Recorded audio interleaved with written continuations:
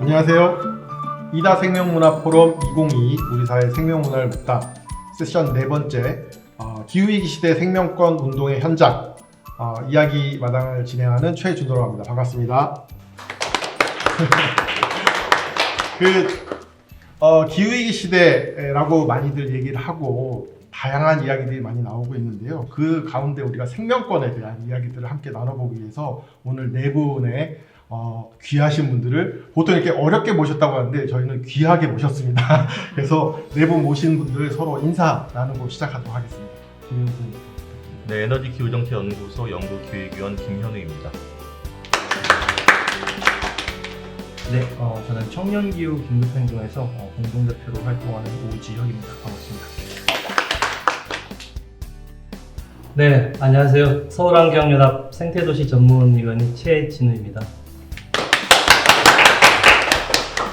네, 안녕하세요. 저는 윤정숙입니다.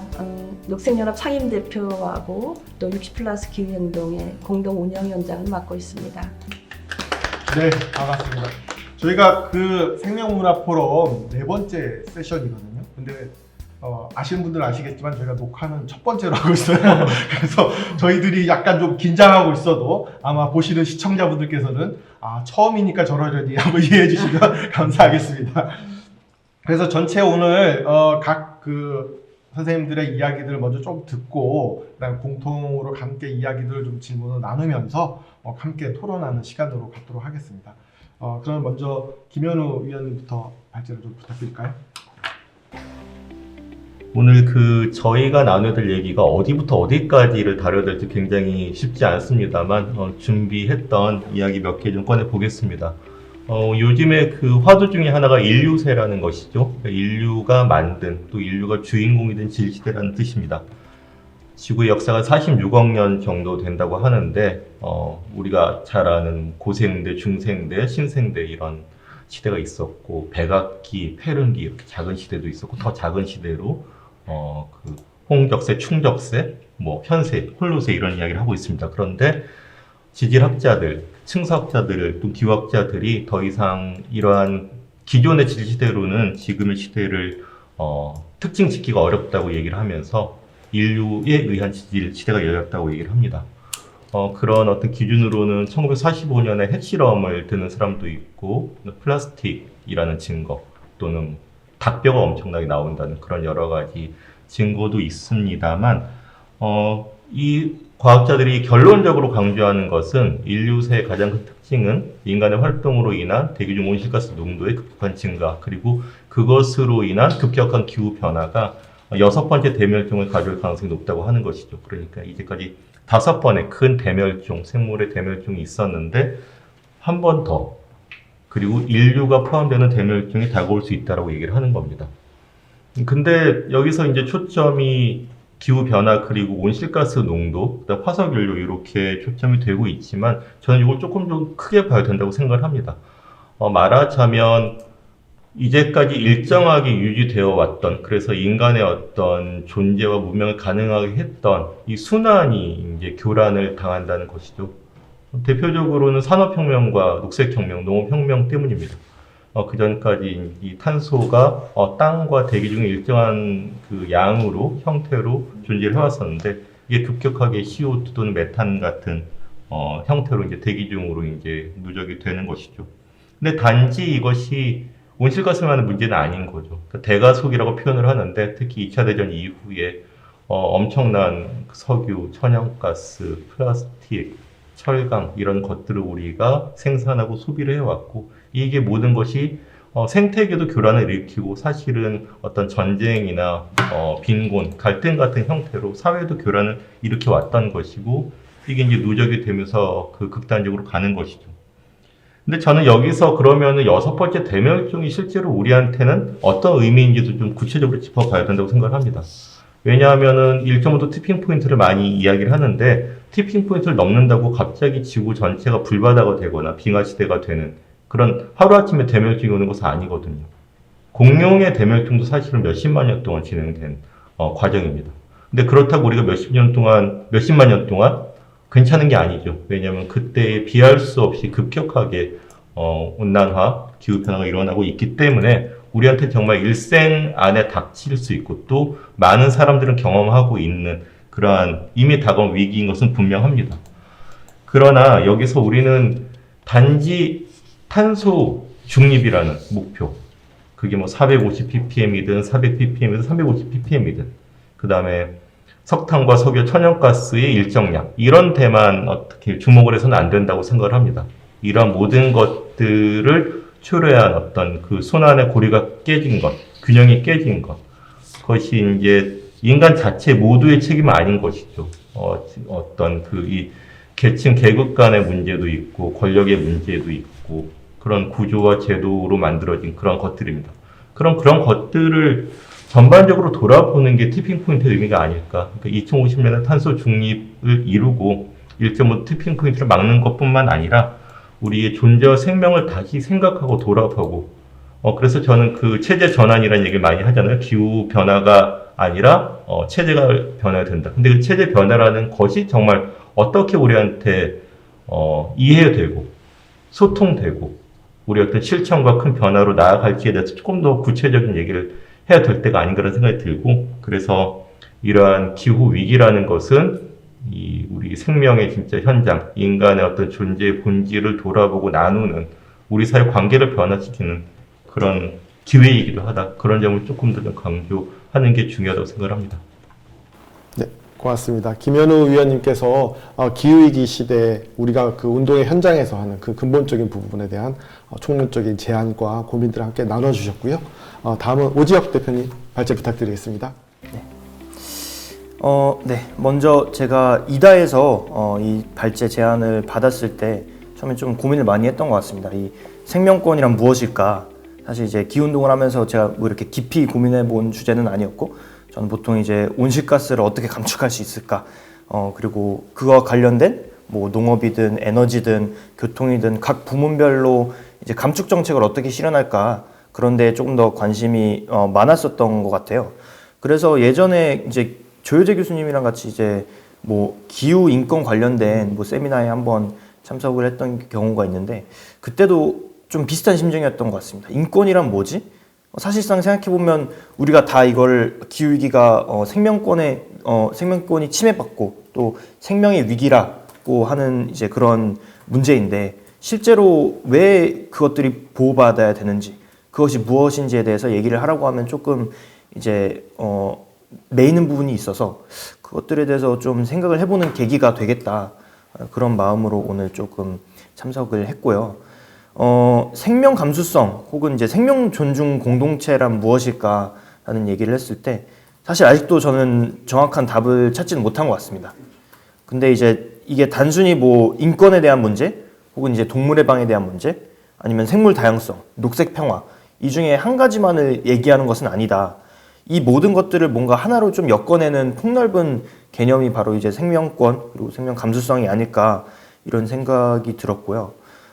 여기에 바탕을 두지 않은 기후운동은 결국은 공허할 것이다. 왜냐하면 기후위기의 심각성이라는 우리는 이러다가 다 죽어, 우리 이러다 멸종해 라는 그런 사실 되게 얕은 수준의 문제의식을 넘어서 뭔가 또 온실가스 감축에만 이제 집착하는 전문가의 시선을 넘어서 우리가 이 운동을 도대체 왜 하고 있는지, 우리가 존재로서 이제 살아가는 이유가 무엇인지, 그런 것들을 좀 이제 검토하는 시간들이 필요하겠다는 생각이 많이 들었습니다. 저는 한마디로 요약을 하자면, 이 싸움은, 기후위기에 대응하는 이 싸움은 살아있는 것들 그리고 그 생명을 지탱하는 모든 것들을 지키기 위한 싸움이다. 그리고 지금의 사회가 더 앞으로 나아가고, 뭐 어떻게 보면 인류가 뭐 진보한다, 발전한다라는 게 단순히 그냥 더 풍요로워지거나 아니면 더 많은 기술 발전을 이루거나 하는 것들이 아니라 어떻게 하면 더 어우러져서 잘 살아갈 수 있을까에 대한 고민에서 시작을 해야 된다. 그런 얘기로 풀어가야 된다는 생각이 들고요. 기후위기로 인해서 지구상 모든 생명체가 위협받는 이 현상에 대한 깊은 문제의식에서부터 우리의 운동이 시작해야 된다는 생각이 좀 많이 들고 있습니다. 아무래도 이런 생각들을 하다 보면 과거에 이제 환경운동을 하던 분들은 이제 어떤 생각을 했나 그런 것들을 좀 되돌아보게 되는 것 같은데 환경단체들의 생태 사상 그리고 이제 생명 존중 사상이 지금의 이제 기후운동 시대에 좀 뭔가 결이 약간 다르다는 생각은 들었습니다. 예를 들어서 녹색평론을 우리가 읽는다고 하면 거기에 나오는 내용들은 이제 기후위기의 심각성에 대한 얘기도 나오지만 사실 아주 구체적으로 부문별로 이렇게 뭐 들어가기보다는 조금 더 넓은 카테고리의 이제 여러 가지 위기들 중에 하나로 기후위기가 다뤄지는 걸로 조금 생각이 들었거든요. 그래서 단순히 이게 온실가스 감축에 매몰된 메시지가 아니라 실제로 좀 더 깊은 철학적인 고민들 그런 문제의식들이 들어가는 것이고 그게 이제 부문별로 봤을 때 사실 이제 어떻게 보면 이제 국내 이제 청년 기운동의 한계가 좀 드러나는 부분이기도 하다.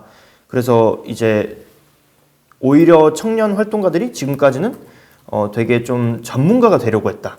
아니면 요즘 많은 구호들을 보면 뭐 온실가스를 정부는 언제까지 몇 % 감축하라라는 되게 좀 어떻게 보면 재미없는 그런 평범한 그런 구호들을 내세우고 있는데 그런 것들 말고 사실 기업의 책임을 묻는 좀 더 직관적인 얘기나 아니면 사실 기후위기를 일으킨 인류의 책임 혹은 조금 더 구체적으로 들어와서 특정 정부, 특정 이해관계자들의 책임을 묻는 혹은 우리가 왜 이런 저항을 하는지에 대해서 좀 설명하는 그런 구호들이 나오지 않고 있다. 그런 생각이 많이 들고 있습니다. 그래서 영어로 이제 해외 기후운동을 보면 이런 구호가 있잖아요. 그러니까 화석연료는 이제 우리를 죽이고 있다. Fossil fuel kills. 뭐 이런 구호도 있는데 추출주의 경제 아래서 생명은 과연 존중받고 있는가? 아니면 생태계의 연결성을 우리는 존중하고 있는가? 또 이제 기후위기에 대응하기 위해서 우리가 여러 가지 이제 사회경제적 전환을 하는 과정에서 우리는 여기에서 생명권을 존중하면서 어떻게 이제 이런 전환들을 만들어 나갈 수 있는가 그런 고민들이 지금 필요한 시점으로 보이고요. 사실 기후운동판에서 좀 요즘 또 뜨고 있는 단어가 이제 생태학살이잖아요. 이 생태학살이 무엇인가를 저는 이제 텍스트로 설명하기보다 이건 약간 이제 그림을 하나 보면 된다, 사진을 한 장 보면 된다는 생각이 드는데 저기 캐나다 엘버타주의 타르샌드 지역에 가보면 약간 이게 개미굴을 조금 이렇게 평면적으로 이렇게 그려놓은 듯한 그런 모습이 보여요. 이게 땅이 전부 다 파헤쳐지고 뭔가 약간 딱 보면 조금 뭔가 소름이 돋는 그런 사진이 있는데 뭔가 근본적으로 우리가 자연을 유린하고 있다는 생각이 들 수밖에 없습니다. 이것뿐만 아니라 사실 우리가 인간이 저지르고 있는 비인간 동물들에 대한 학살, 굉장히 집단적인 학살이고 체계적이고 어떻게 하면 이걸 굉장히 최대한 효율적으로 해서 많은 동물들을 죽일 수 있을까에 대한 고민들을 우리가 맨날 하고 있는데 사실 그런 장면들을 우리가 영상이나 사진으로 접했을 경우에 되게 좀 잔인하다, 이거는 우리가 볼 게 아니다, 왜 우리 식탁에다 이런 걸 갖다 놓느냐 이런 반발감을 일으키잖아요. 그런 것들이 사실 우리로부터 굉장히 멀리 떨어져 있기 때문에 이런 것들이 계속 가능한 것인데 이런 것들이 불가능하게 하도록 위해서는 우리가 그 진실을 드러내야 된다. 그 현장에 가서 직접 그 사실들을 폭로해야 된다. 그런 생각이 많이 들고 있습니다. 그리고 사실 이제 러시아의 우크라이나 침공 사태만 보더라도 혹은 그 전에 있던 뭐 미국의 중동 군사 개입을 보더라도 화석연료 산업과 이제 군사주의의 관계 그리고 전쟁이 일어나는 시대에 사실 기후위기 대응에 대한 목소리를 내기가 굉장히 어렵잖아요. 우리가 지금 당장 총칼의 위협을 받고 있는데 무슨 뭐 인류 공동체냐 그런 얘기를 할 수가 있을 텐데 그렇기 때문에 더더욱 왜 우리가 말하는 평화가 녹색 평화여야만 하는지 이번 계기에 좀 많이 깨달은 것 같아요. 왜 생명이 존중받아야 된다는 것이 결국 이 추출주의 경제 혹은 화석연료로부터 이제 탈피하는 이제 그런 것과 다 연결이 되는지에 대해서 고민이 지금 많이 들고 있고요. 그리고 나아가서 생명의 핵심인 이제 생기 혹은 연결성 이런 것들을 우리 기후운동의 문화, 공동체 문화에서도 조금 수립을 할 수 있지 않을까, 반영을 시킬 수 있지 않을까. 그래서 이 시대를 헤쳐나가는 사람들의 이제 공동체성을 얘기를 했을 때 저는 이제 86세대가 했던 그런 민주화 운동 시대에 있었던 폭력이나 억압, 사실 이제 운동권이라고 칭하는 그 운동 세대 안에서도 굉장히 이제 많은 문제들이 있었고 그것들이 정치권에서 지금 이제 드러나고 있는 상황일 텐데 그런 것들을 답습하는 운동 방식으로는 이제 진정한 해방이 불가능하다. 그런 생각으로 우리는 어떻게 생명을 존중하는 그런 방식의 운동 문화를 또 수립하고 또 이제 공동체를 만들어갈 수 있을까 그런 고민들을 해나가면서 저는 이제 총체적으로 이 생명권에 대한 얘기와 기후 운동을 좀 이제 연결시키는 작업들이 지금 이루어져야 된다고 생각을 합니다. 네, 고맙습니다. 오지혁 대표님께서는 그 생명권을 지키는 운동으로서의 기후 시민들이 어떠한 태도를 가져야 되고 어떻게 문화적으로 풀어야 되는지에 대해서 아주 도전적으로 제기를 해주셨다고 생각합니다. 다음은 윤정숙 대표님의 발표 듣도록 하겠습니다.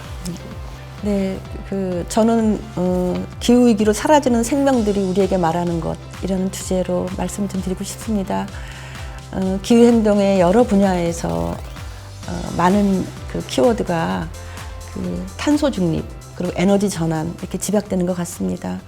근데 오늘 이 자리에서는 저희가 기후 위기는 생명의 위기이고 기후 위기로 사라져가는 생명들을 우리가 어떤 마음과 눈으로 봐야 되는가, 또 앞으로 기후 행동에서 이 쓰러지는 생명 또 멸종을 앞둔 생명들을 우리가 기후 행동에 어떠한 메시지로 또 어떤 가치관으로 녹일 것인가 이런 고민을 하게 되었습니다.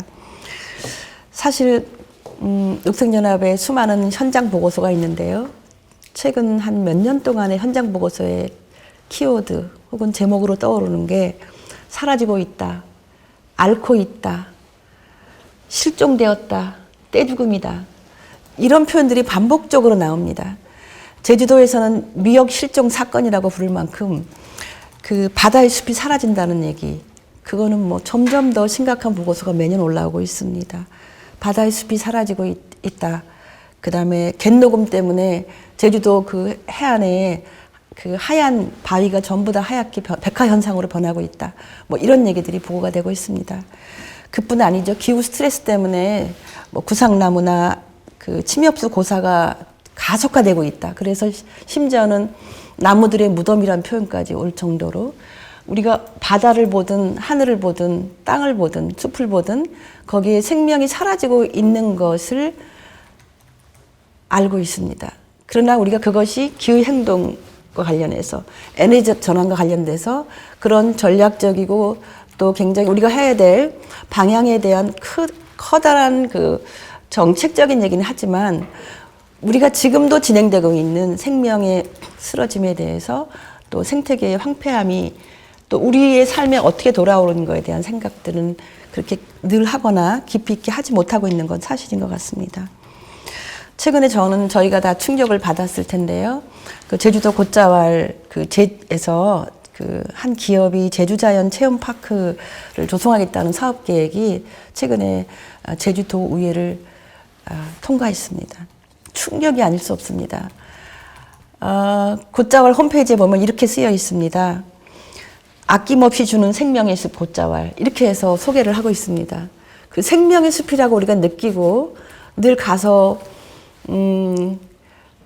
그래도 이런 숲의 공간이 우리의 삶에 얼마나 풍요함을 주는가, 그리고 기후위기를 얼마나 앞에서 잘 예방하고 막아주고 있는가, 이런 고마움을 느꼈던 그런 숲이 이제 곧 무너질 위기에 있습니다.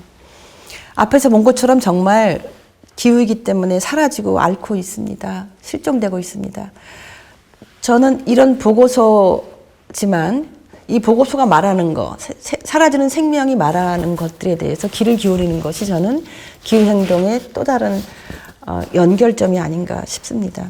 어쩌면 그 수많은 기후행동들을 이어주는 키워드가 생명의 권리, 또 생명의 그물망이라고 생각합니다. 사실은 우리가 지난 수십 년 동안 아니면 100년, 200년 동안 산업 문명을 이루면서 생명의 그 그물망들을 갈기갈기 찢어놓고 파괴해놓고 그리고 그걸 문명이라고 얘기를 하고 있습니다. 문명이라고. 생명을 죽이면서 이룩한 것을 문명이라고 말할 자격이 인간에게 있는가? 이런 질문을 저는 던지게 됩니다. 그래서 그 브레이트가 말했다는 그 얘기를 인용하고 싶습니다. 우리는 우리 자신이 앉아있는 나뭇가지를 톱으로 베고 있다.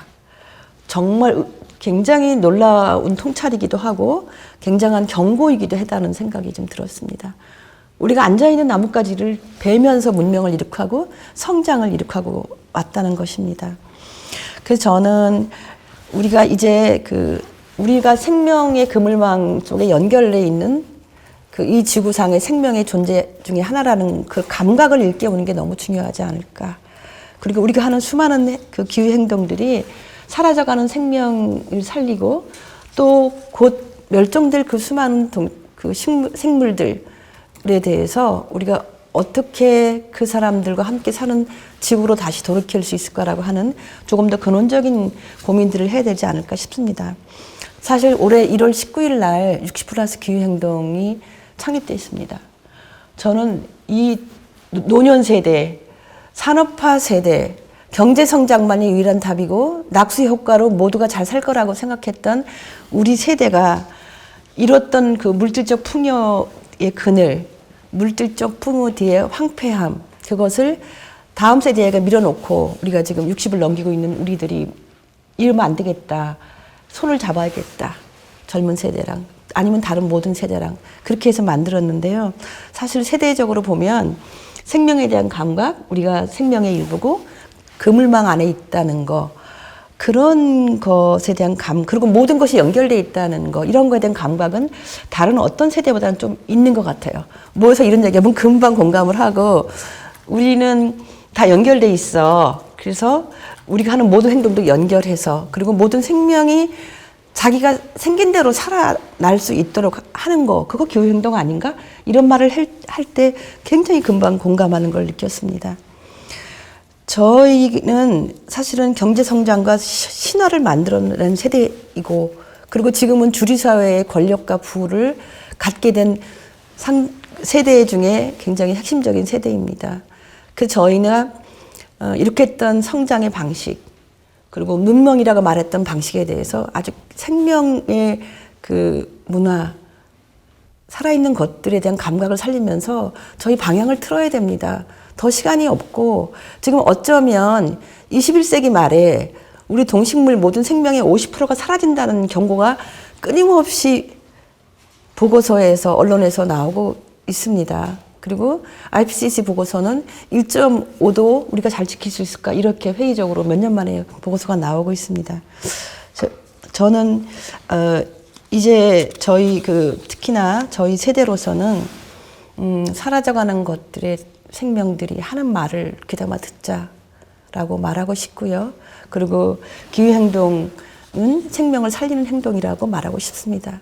따라서 기후행동은 생명의 위기라고, 기후위기는 생명의 위기라고 하는 그런 생각을 조금 더 그런 감각을 더 갖는 것이 필요하다 싶습니다. 그래서 저희의 60+ 기후행동의 구호는 인생 전환, 녹색 전환, 노년이 미래다 이렇게 저희가 이제 남은 삶은 녹색 전환으로 우리 삶을 전환해서 함께 미래를 만들자 이런 얘기입니다. 그래서 어쨌든 저희로서는 모두가 연결되어 있고 그리고 생명이 살아야 지구가 사는 것이고 지구가 아프면 사람도 아프고 모든 생명도 곧 신음한다는 거, 이런 생명의 연결성에 대해서 강조하고 그것이 기후행동의 또 중요한 가치관으로 들어오기를 바라고 있습니다.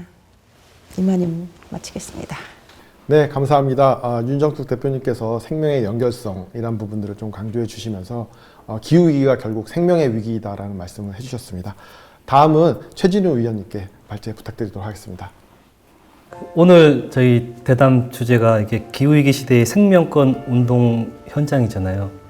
단순히 우리가 살아가는 시대를 지칭하는 게 기후위기 시대라고 말하는 것 이상으로 뭔가 기후운동과 생명운동이 당연히 같이 가야 된다라는 그런 방향성을 내포하고 있다고 보는데요. 근데 우리가 현실을 돌아보면 이제 기후운동이 생태운동인가 생태 운동이 현재 기후 운동일까라는 거에 대한 좀 많은 좀 차별성과 좀 간극이 있는 것 같아요. 당장에 우리 에너지 전환을 하고자 하는 그 기후 운동이 부르짖고 있는 여러 가지의 이슈와 아젠다 속에서 이제 태양광 풍력 발전을 산지와 농지에 빨리 많이 설치해야 되고 하는 그런 과정에서 입지를 결정하고 그 지역에 살고 있는 여러 농민과 산주와 지역 주민 간의 또 마찰이 있기 때문에 이게 우리 기후위기를 이겨내기 위해서 우리한테 남은 시간이 별로 남지 않았다라는 그런 아주 절박함과 생태를 더 이상 파괴시키면 안 된다라는 그런 또 간절함이 이 우리 사회에서 곳곳에서 상충되고 있는 것 같아요.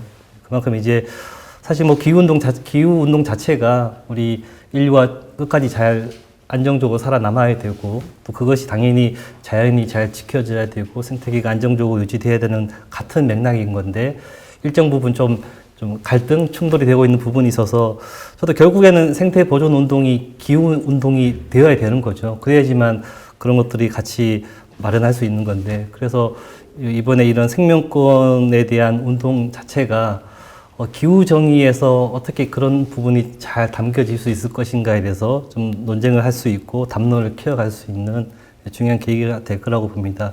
왜냐하면 작년에 제 기억에는 작년 9월 달에 기후위기 비상행동에서 여러 가지 그 선언문과 10개의 슬로건이 나왔는데 그 10개의 슬로건 안에는 이 기후위기로 착취당하고 손실되는 자연에 대한 어떤 그 보호해야 된다라는 그런 맥락이 안 들어가 있었어요.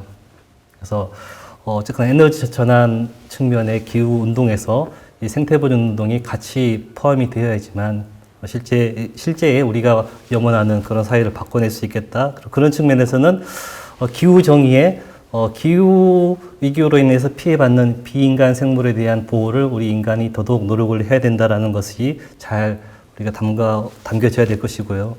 그렇다면 이 토건 개발 경제, 아까 추출 경제 그런 사회에서 자연을 어떻게 우리가 대할 것인가에 대한 그런 경제적인 관점이 새롭게 이 세팅이 되어야 될 것인데 늘 우리가 뭐 생태계 서비스다 또는 이 자연에 대해서 좀 더 생물 다양성 경제학 많이 얘기하잖아요. 그래서 이런 이 국가의 경제나 개발 경제에서 자연이 공짜가 아니고 충분히 이 국가 경제나 지역 경제에서 내재화되어서 외부 효과까지 다 그 비용과 관리 비용이 좀 이렇게 계산되어질 수 있게끔 자연을 관리해야지만 이런 부분 해소될 수 있을 것인데 결국에는 뭐 숲을 베어가지고 유통시켜서 얻어내는 경제적인 효과보다는 그대로 자연을 온전하게 보존했을 때 그 지역의 산주와 지역 경제가 살아날 수 있는 그런 경제 체제를 만들어내야 될 것이라고 보고요. 두 번째는 오늘 이 자리를 통해서 좀 더 말씀드리고 싶었던 것은 결국에는 이제 생태 보존 운동이 기후 운동이 되어야 되고 기후 운동이 또 생태 보존 운동이 되어야 될 것인데 당장에 우리가 직면하고 있는 이 생태 훼손과 갈등의 현장에서는 기후 위기의 영향이 아닌 경우가 많거든요. 그러니까 기후 위기는 사실 우리가 근본적인 시스템 변화를 우리가 바꿔내야 되는 것이고 이 우리 삶의 태도를 바꿔내는 그런 큰 패러다임의 이 전환이 어떤 시스템을 바꾸는 건데 우리가 되게 직면하고 있는 생태 파괴와 학살 현장은 되게 이제 이 토건 개발과 성장 위주의 그런 현장이고 또는 이제 사람들이 그 좀 자기 어떤 개인의 이익을 더 점유하고 얻어내기 위한 어떤 탐욕 그다음에 뭔가 생물을 배제하고 살아왔던 그 마음과 문화가 팽창되어 있는 것이 클 거라 보거든요. 사실 그게 큰 어떤 거시적인 기후위기하고는 또 동떨어져 있는 거죠. 그래서 우리가 이 생명권을 논하고 생명권에 대한 주요 이슈와 현장을 더 우리가 가열차게 끌어놔야 되는 것은 기후위기라는 이슈와 더불어서 촘촘하게 이 생명권을 일상 현장에서 좀 더 사람들한테 조직해 나가는 것이 필요한데 왜냐하면 기후위기의 최전선에서 지금 고통받고 사라져가고 있는 아고산대 침엽수림, 제주 산호초 또는 뭐 북극곰, 아마존 밀림 뭐 그렇게 얘기할 수 있잖아요. 근데 그런 것들을 지키기 위해서 우리가 화석연료로부터 이 체제를 바꿔야 되고 우리 삶의 시스템을 바꿔야 되는데 조금 큰 얘기들이잖아요. 근데 그게 아니어도 우리 일상생활에서 생명을 너무 하대하고 너무 무시해서 벌어지는 많은 그런 참혹한 현실이 벌어지고 있기 때문에 일상에서 벌어지는 이 생명의 고통과 만행을 돌아볼 수 있고 일깨울 수 있는 그런 대중적인 시민의 행동을 조직해낸다면 우리가 생명을 다시 돌아보게 하고 결국엔 그게 기후운동과 생태운동에 좀 더 일조할 수 있을 거라고 보는데요. 그런 현장이 어떤 거냐면 예를 들면 그거예요. 유리창 충돌로 매일 죽어가는 새가 하루에 2만 마리라고 하는 거죠. 네. 당장 기후위기와 상관없는 거잖아요. 그래서 우리가 실제 도시에서 건물을 짓고 유리를 많이 갖다 부시다 보니까 우리가 새들이 살고 있는 공간을 뺏어버리고 하다 보니까 되게 탐욕적으로 새들을 죽일 수밖에 없는 그런 구조인데 이걸 바꿔야 되겠죠. 또 뭐 기후위기도 하지만 봄인데 갑자기 겨울잠에서 깨었다가 갑자기 산란을 했는데 갑자기 또 추워가지고 막 알이 얼어버리고 개구리가 막 죽는 경우도 많고요. 그 다음에 요즘 잠자리들이 봄에 여름에 막 산란을 하는데 도시에서 물인 줄 알고 농구장 바닥하고 자동차 위에 그 본네트에다가 막 거기다 알을 놓거든요. 예, 엄청 끔찍한 상황인 거죠. 또 이제 최근에 서울 한강 지천에는 수달이 많이 나타난다는데 수달의 배설물에 이제 플라스틱 같은 경우나 또는 이제 뭐 그 스티로폼이 많이 껴 있다는 거예요. 그만큼 우리가 마구 하천에 버린 것들이 이 동물들한테 피해를 주고 있고, 그다음에 제가 이산 면접도 많이 하고 있던 것들이 가장 도시에서 일상에서 가장 접근하기 가장 쉬운 존재물이 자연의 존재물이 바로 도로변에 있는 가로수나 아파트에 있는 나무들일 건데 그런 나무들이 무참하게 잘리고 베어지고 하는 현실에 대해서 우리가 잘 분노하고 조직하고 대응하다 보면 결국엔 그런 것들이 생명을 아주 하찮게 여기고 뭔가 이제 토건 경제라든지 또는 자동차 위주의 어떤 도시계획에서 밀려나는 존재일 수밖에 없는데 그런 생명을 잘 보듬고 보살피고 감수성을 높이고 소위 말하는 그 생태 문해력이 높은 사회로 간다면 충분히 이제 기후위기에 대응할 수 있는 어떤 생명권을 더 보다 우리가 친숙하게 펼쳐나갈 수 있는 사회로 만들 수 있지 않을까. 그래서 일상에서 우리가 접근할 수 있는 자연에 대한 학살, 파괴 현장을 조직해 나가는 그런 생명권 운동을 더 가열차게 펼쳐나갔으면 좋겠습니다.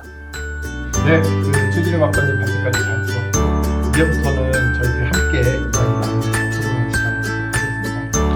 오늘 그 모이신 네 분 발제자분들께서 각각의 현장에 계시겠지만 또 기후위기 활동가로서의 역할을 하고 계시는데요. 현장 활동가로서 하다 보면 대단히 많은 어려움도 겪게 되고 답답한 부분도 있었을 거라 생각합니다. 그런 부분들 서로 함께 좀 나누면서 이야기를 시작해보면 어떨까 싶은데요. 최진우 위원님께서 먼저 말문을 좀 열어주시죠. 네.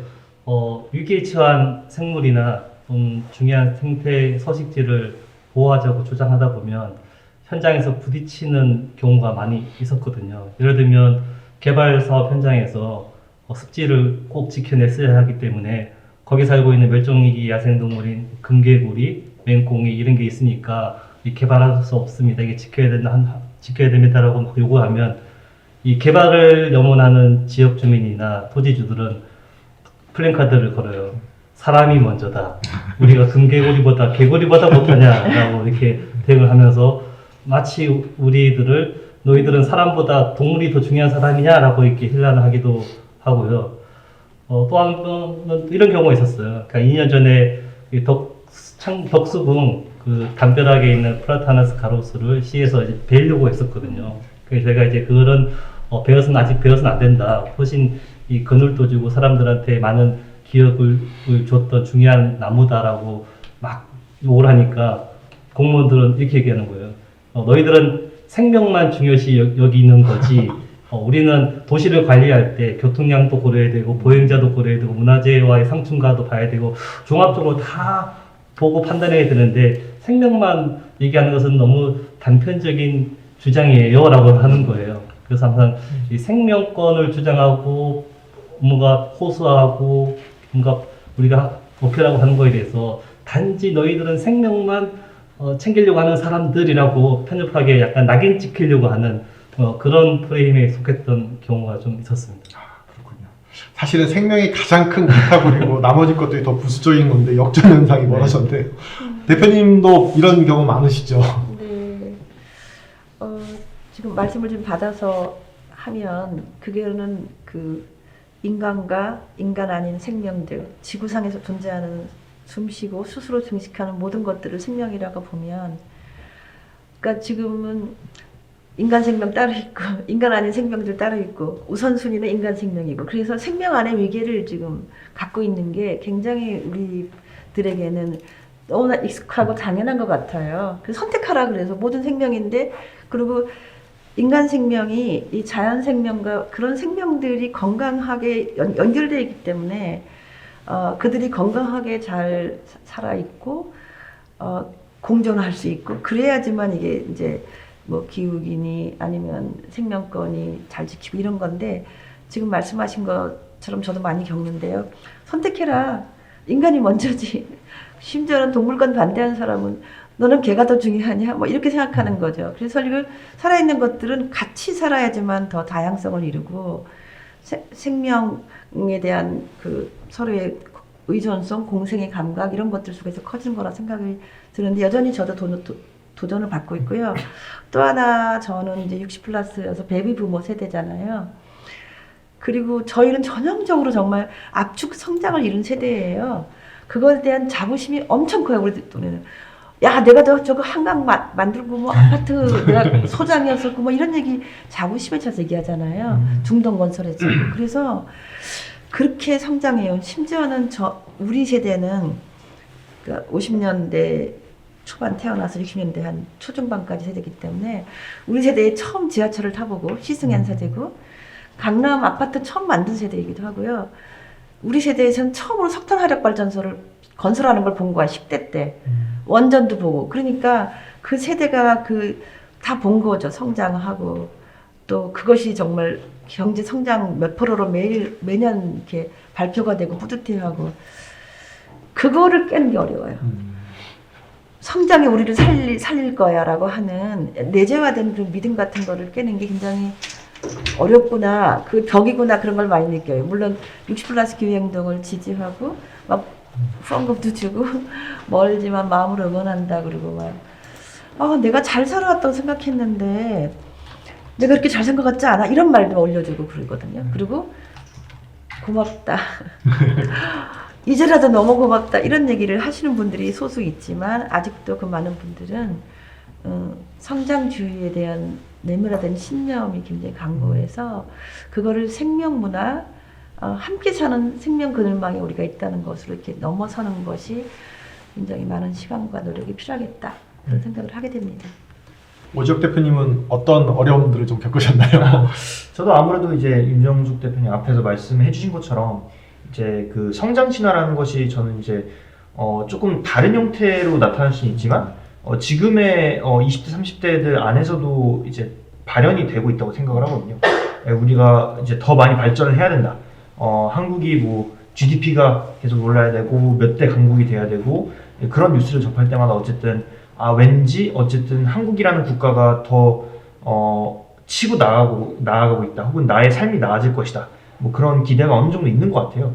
그래서 이제 저희도 사실 탈성장이라는 얘기를 꺼내기가 굉장히 애매한 분위기는 맞죠. 그리고 이제 저희 안에서도 탈성장이 무엇이냐에 대한 토론이 훨씬 더 활발하게 이루어져야 되는 것도 사실이고, 또 저희 특히 이제 20, 30대 안에서는 굉장히 경쟁이 만연하고, 어떻게 보면 이제 각자 도생이라고 표현할 수도 있겠지만, 뭔가 우리 공동체, 우리 사회 전체를 어떻게 낫게 만들까, 이 사회 문제로 이거를 치부하고 우리가 그걸 함께 어떻게 해결할까에 대한 얘기를 하기보다는 어쨌든 내가 어떻게 하면 이제 투자를 더 잘할까, 어떻게 이제 더 좋은 학교로 갈까, 그러면서 남들 위에 올라설 수 있고 남들보다 많이 벌고 남들보다 좋은 데 살고 더 좋은 일자리 가지고 더 좋은 교육을 받을 수 있을까, 그리고 그걸 또 이제 다시 자식한테 물려줄 수 있을까, 이제 이런 고민들을 오히려 좀 더 많이 하는 것 같아요, 지금의 젊은 세대가. 그래서 그런 것들을 먼저 한번 부수고 가야 된다. 혹은 이런 거 말고 좀 우리는 대안적으로 갈 수 있다. 다른 세상도 가능하다. 거길 향해서 우리가 진짜 힘차게 다 같이 나아가면 그거 진짜 우리가 실현할 수 있을지도 모른다. 그리고 그렇게 하는 게 진짜 맞지 않겠느냐. 그런 식으로 좀 설득을 하는 게 필요할 것 같아요. 아마 그리고 이런 얘기를 하기도 전에 사실 어떻게 보면 너네 뭐 기운동 한다면서 뭐 그러면 그 옷은 뭘로 만들었냐? 부터 시작해서 이제 그러면 뭐 종이컵은 안 쓰겠네, 뭐 차는 안 타겠네, 너 어떻게 출근하냐? 이제 그런 얘기들을 좀 많이 듣기도 하죠. 특히 이제 겨울철에 뭐 예를 들어서 패딩을 입고 나간다 그러면 그거 뭘로 만들었냐라는 소리 굉장히 많이 듣는데, 이제 그런 것들도 사실 되게 이 기후 위기에 대한 설명이 일단 안 돼 있다. 그러니까 이 문제의 스케일이 어떠하고, 또 우리가 단지 그냥 일상에서 내 자리를 이렇게 바꾸는 게 아니라 우리는 결국 정치 운동을 하는 것이고, 시민들이 다 함께 뭔가 움직이고 뭔가 거대한 것을, 물론 일상에서 내 자리에서 뭔가 변화를 만들어 나가는 것도 동시에 이제 톱니바퀴처럼 맞물려서 가야 되지만, 그 작은 변화들이 함께 그냥 자연스럽게 뭔가 거대한 변화로 이어지기보다는 거대한 변화를 꿈꾸고 상정하고 나서 우리가 개인들이 이제 기여를 하는 것이다. 그렇게 생각을 하는 게 이제 맞겠다는 생각을 요즘 많이 하고 있고, 그래서 그런 것들을 어떻게 좀 시민들과 좀 잘 소통하면서 전달할 수 있을지 고민들을 많이 하고 있습니다. 네. 오지혁 대표님께서 겪으셨던 일도 참 공감이 많이 되네요. 저는 뭐 자동차 타고 다니면 왜 타고 다니냐 뭐 이런 거 지적도 꽤 많이 들었던 것 같은데요. 그 김현우 위원께서는 어떤 안타까움, 아쉬움 이런 것들이 좀 있으셨나요? 기후 위기에 대해서 어떻게 생각하는지 물어보면은 많은 사람들은 중요한데 잘 모르겠다라고 답변을 해요. 근데 그것은 정부의 주요 관료나 정책가들도 크게 다르지 않아요. 또는 한국 사회와 국민들이 대부분 그렇게 생각하기 때문에 자기들도 그 이상을 하기 어렵다고 얘기를 하겠죠. 그러니까 가방끈이 짧아서나 과학적인 이론을 몰라서 그런 게 아니어서 이렇게 뭐 논쟁이나 정책이 어떤 궤도에 오르질 않고 계속 혼미한 상태인 것 같아요. 근데 저는 그러면서 이 앞에 분들도 몇 가지 키워드를 공통적으로 얘기하신 게 양자택일, 선택의 강요, 또는 이 성장 이런 것들이 이제 계속 이제 장애물로 우리한테 다가오는 거죠. 근데 저는 여기서 기후 위기라는 현상의 속성을 조금 좀 얘기를 해보고 싶어요. 그러니까 기후 변화가 갖는 과학적인 불확실성을 우리가 좀 이해를 하고 전달할 필요가 있다는 생각이 들고, 그 불확실성 때문에 이 기후위기가 생명권을 천착하는 계기도 되지만 교란시킬 수 있는 여러 측면도 있다고 생각을 합니다. 그러니까 기후위기는 온실가스 농도가 올라가도 이제 그게 온난화나 생태계 파괴로 가려면 시간적 지연도 있고 굉장히 불확실한 어떤 변수들이 있죠. 뭐 영구 동토층의 메탄이라든지 남극 북극 빙하의 해빙이라든지 이런 것들을 기후과학자들도 모델링의 한계를 갖고 있고 시간적으로 지연돼 나타나기 때문에 이게 당장 예컨대 침엽수, 산호초, 인간이 몇 년 몇 월에 멸종한다고 얘기를 하기가 어려운 거죠.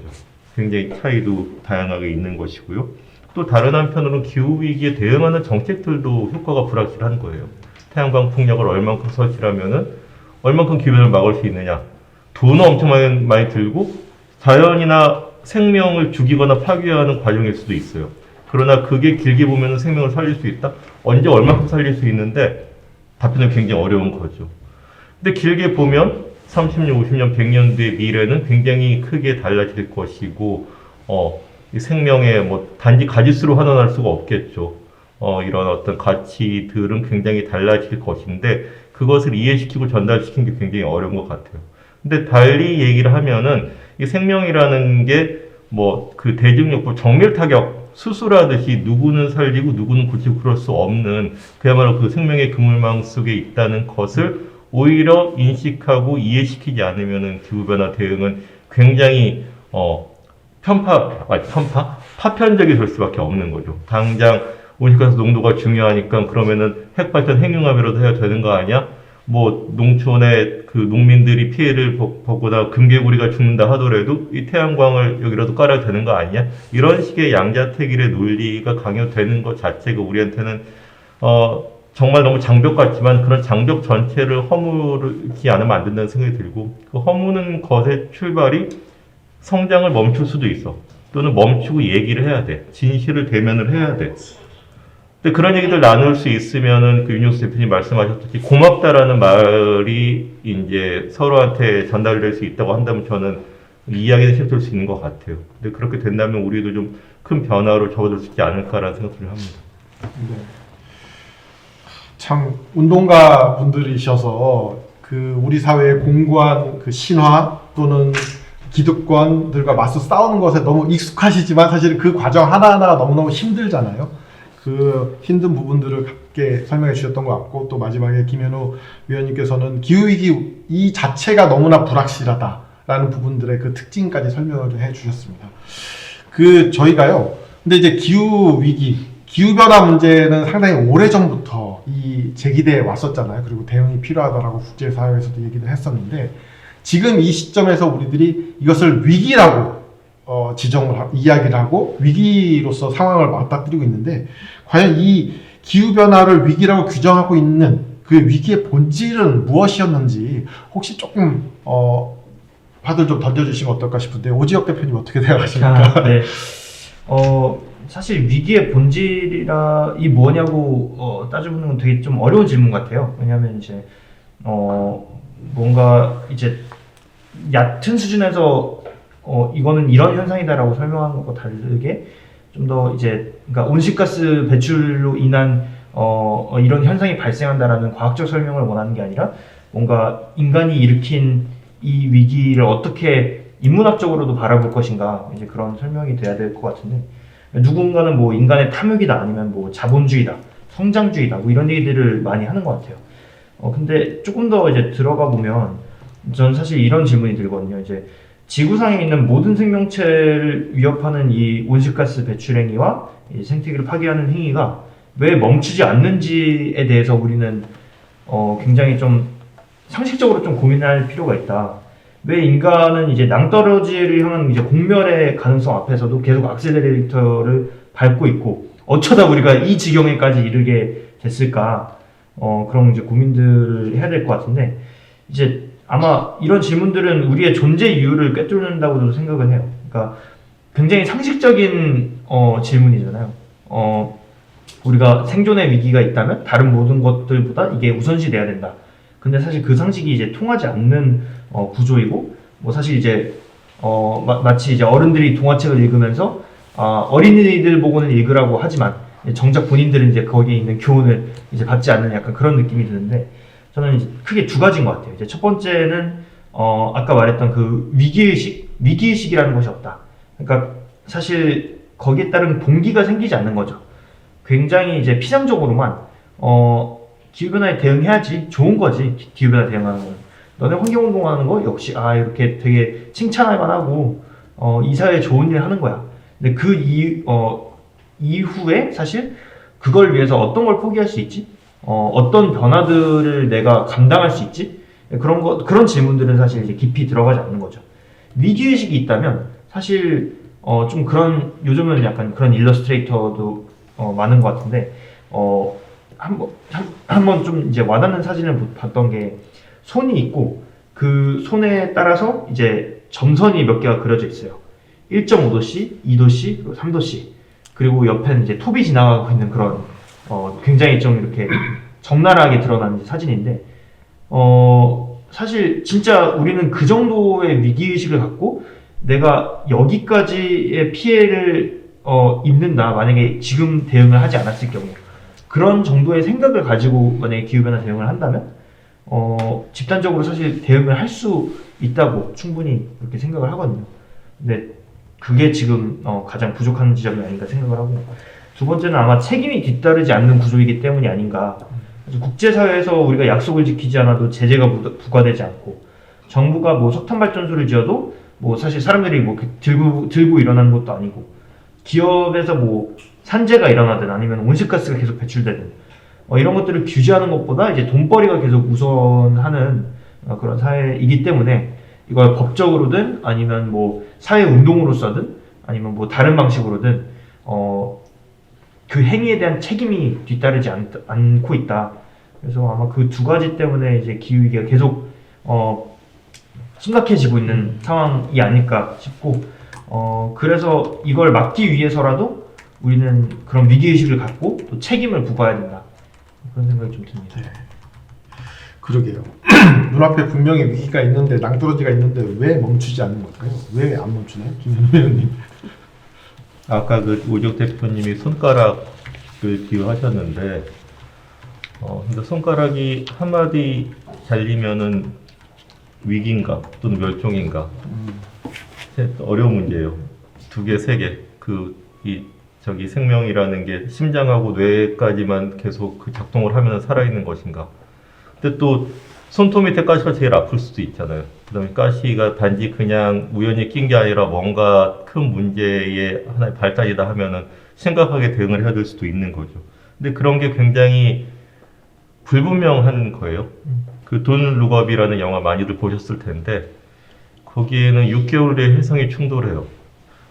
너무 사실은 감명한 상황이에요. 그럼에도 불구하고 대응이 제대로 안 되는 것은 그 전에 정치, 민주주의, 문화의 어떤 이 짜임새가 제대로 되어 있지 않으면 그런 상황에서도 하늘을 볼지 말지, 대응을 제대로 할지 말지가 좀 엉망이 되어버린다는 것이지만, 기후위기는 이게 정말 2030년, 50년, 70년에 얼마나 위기가 올지 또는 그걸 멸종이나 위기로 부를지 굉장히 다를 겁니다. 그리고 지금보다 훨씬 지구가 황폐화되고 생물들이 멸종을 해가는 과정에서도 이게 좀 그래도 뭐 당연 이 정도면 참을 만한 거 아니야, 또는 뭐 그래도 뭐 괜찮은 거 아니야, 또는 모두 다 죽는 것은 아니야 라는 논리는 계속 나올 거예요. 그래서 그런 점에서 저는 왜 과학자들이 1980년대부터 이야기하고 점점 확실하게 증거를 보여준 기후위기의 진실을 외면하는지에 대해서 다시 한번 우리가 대중이 우매하다 또는 정치권이나 기업들은 탐욕과 무능에 물들어 있다고 얘기를 할 것은 좀 아니라는 생각이 듭니다. 아미타브 고시라는 인도의 그 문인이 기후위기는 우리의 상상력의 위기라는 얘기를 하거든요. 왜냐, 우리는 이제까지 이 성장, 발전, 그 과도한 생산 소비를 몇십 년밖에 안 된 습관인데도 너무 당연한 것으로 보기 때문에, 과학자들이 얘기하고 이 기후운동이 얘기하는 진실을 받아들이지 못하는 거죠. 그 진실을 받아들이려면 상상력이 필요한 거예요. 근데 그 상상력이라는 것도 뭐 영화를 한 편 보거나 강의를 한 번 듣는 것으로 되는 게 아니라 내 주변 사람들이 움직이고 변화를 만들 수 있는 효능감을 얻을 수 있을 때, 온실가스 문제도 이렇게 바꿀 수가 있고, 이게 뭐 금계그리의 문제라든지 다르지 않은 것이구나. 또는 어려운 문제임을 인정을 하고 불확실함을 같이 감내해야 된다까지 좀, 그러니까 더 통틀어서 말하면 뭐 기후 문해력이라고 얘기할 수 있을 것 같은데, 그런 쪽을 좀 전반적으로 함양하는 쪽으로 우리 어떤 시야와 운동이 좀 넓어질 때가 아닌가 좀. 그래서 당장 위기는 급하지만 더 좀 길게 보고 좀 장기전을 펼쳐야 된다. 좀 그런 생각을 하는 편입니다. 네. 그 자연스럽게 연결을 좀 해주셨는데, 그렇다면 지금 기후 위기를 얘기하면서 저희가 6번째 대멸종 이런 얘기들도 하잖아요. 그러면 기후 운동을 하는 사람들이 대멸종, 멸종 저항을 한다, 멸종을 막는다, 뭐라는 게 구체적으로 어떤 의미고 어떤 행동들이어야 될까요? 최지루 박사님. 네. 많은 시민들이 이 멸종에 대해서 공감하고 참여를 하려면 이 멸종이라는 의미가 지구에서 어떤 생물이 사라져가고 있대, 우리 국가에서 이런 저 최전선에 있는 곳이 뭐 위태롭대라고 하는 거를 좀 뛰어넘어야 된다고 생각이 들어요. 물론 이제 북극곰 중요하고 아마존 중요하고 우리 아우산 지역의 침엽수, 제주 산호초 엄청 중요한 거죠. 근데 그는 단지 뭐 신문에 나오거나 뉴스거리일 뿐인 거고, 당장 내가 살고 있는 도시 마을에서 이 멸종이라는 게 무슨 화두가 될까에 대해서 좀 이해하고 공감할 수 있어야 되지 않을까. 당장 우리 꿀벌이 실종되었다고 하잖아요. 꿀벌이 실종되어서 뭐 식량위기, 생태계 붕괴라고 하는데, 뭐 우리 동네 꿀벌이 사라지면 다른 데 알아서 또 꿀벌이 생기겠지. 아니면 뭐 또 슈퍼나 또 마트 가서 뭐 이용 가능할 거고, 아니면 또 과학기술이 발전돼서 또 뭐 할 수 있겠지. 되게 뭐 그게 크게 위기로 또 받아들이지 않는 뭐 부분이 있는 것 같아요. 그래서 결국에는 그 멸종이라는 것이 이해되려면 멸종은 완전히 끝나버린 거잖아요. 그래서 멸종이 되어가는 그런 과정 속에서 다양성이 어떻게 줄어드는가에 대한 시민들이 좀 경각심을 느끼고 뭔가 여기에 대한 대응을 해야 되는데 생물이 다양성이 준다는 것이 우리 삶에 어떠한 그 영향을 줄 것인지에 대해서 피부로 느끼려면 정말로 내가 살고 있는 도시와 마을에 생물이 어떻게 살고 있는 상황을 잘 지켜봐야 되고 상황을 돌볼 수 있어야 되고 사실 그것이 똑같이 인간 사회랑 연계될 거라 보거든요. 인간 사회가 기후위기나 여러 가지 많은 그 위기에서 타격을 받으면 어떤 분들이 가장 먼저 피해를 받아요. 소위 말하는 사회적인 약자들이잖아요. 어린이, 노인, 노약자, 장애인 그런 이주자분들이 먼저 피해를 받잖아요. 생물도 마찬가지거든요. 먼저 이제 기후위기와 여러 가지 환경 여건에 대해서 되게 취약한 그룹들이 먼저 사라져가고 피해를 입는데 그들을 돌볼 수 있는 사람들의 마음이 자연을 돌볼 수 있으면 결국엔 그런 마음이 서로 간의 어떤 배려고 보살핌이기 때문에 또 인간 사회도 전해지는 거거든요. 그래서 이런 다양성을 확보하고 다양성을 펼쳐나갈 수 있는 그런 사회가 이 자연의 다양성, 인간 사회의 다양성이 다 상호 보완적으로 영향을 주기 때문에 그런 좀 여러 삶의 지혜가 좀 투영된 많은 활동과 캠페인이 더 진행이 되었으면 좋겠습니다. 네. 네. 대표님도 말씀 그냥 주시죠. 아무래도 멸종 이렇게 말했을 때 정말 그게 굉장히 그것이 어떤 의미인가 확 다가오게 느끼는 것 같지는 않아요. 많은 사람들에게는 여전히 어려운 얘기고 한참 전에 가뜩이나 무슨 인류를 뭐 몇만 년, 몇십만 년 단위를 끊어서 막 얘기하고 하니까 더더욱 그런 것 같아요.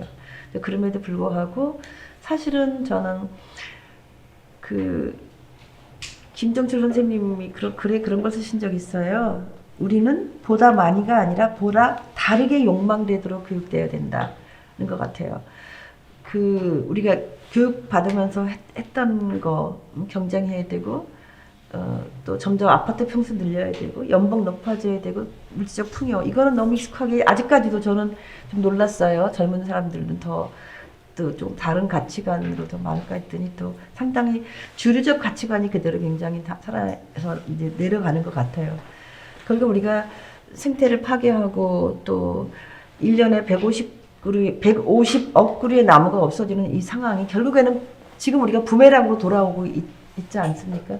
그게 기후위기가 되고 또 뭐 곧 식량위기는 지금 유럽에서는 지금 커피값 올라가고 코코아값 올라가고 필수품이지만 우리에게는 왜 밀가루값 올라가고 다 하겠죠. 이제 밀가루가 만드는 모든 또 식품들도 하겠죠. 그 수면도 올라가고 홍수 산불 막 일어나고 있는데 그것이 사실은 우리가 지금 오늘 이번에도 지금 뭐 경북 봉화에서도 또 불이 나잖아. 정말 여지껏 제가 많은 사람들이 그럴 테지만 이렇게 살면서 자주 또 오랜 동안에 화재가 나는 그것도 산이 들이타는 거 이런 거는 굉장히 좀 위협적이고 새로운 현상인 것 같은데 결국 저는 그것이 멸종이라 부르든 뭐라 부르든 간에 기후위기고 지금과 같은 개발 강풍이 당장 스톱되지 않으면 우리의 삶의 조건들이 완전히 상상하지 못하는 것으로 무너지거나 바뀐다는 것에 대해서 그거에 대한 위기감 같은 것이 사회 문화적일 뿐만 아니라 정부 정책에도 담겨 있지 않고요. 그게 3년마다 5년마다 에너지는 바뀌고 또 바뀌겠죠. 에너지 수급 그 포션이 바뀌고 막 이런 건데. 그래서 저는 우리 사회가 이렇게 기후 위기에 대해서 눈앞에 있는 위기에 대해서 일관되지 않은 정책, 일관되지 않은 사회적 가치관이 그대로 섬처럼 이렇게 둥둥 떠다니고 필요할 때마다 이 얘기했다 저 얘기했다 이제 그러고 있는 것 같아요.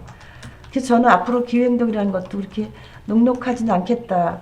기후행동이 점점 더 열심히 시민들과 함께 이루어져야 할 필요성은 점점 많아지는데 상대적으로 정치적 의지나 정책이나 사회적 문화 이런 것들이 이렇게 2인 3각으로 하나씩 나가고 있다고 하는 그런 희망인가 이런 것들이 확실치 않아서 되게 오히려 좀 불안감을 느끼게 됩니다. 사실 설악산 케이블카 할 때 미국 기자가 그렇게 물어봤다니까요.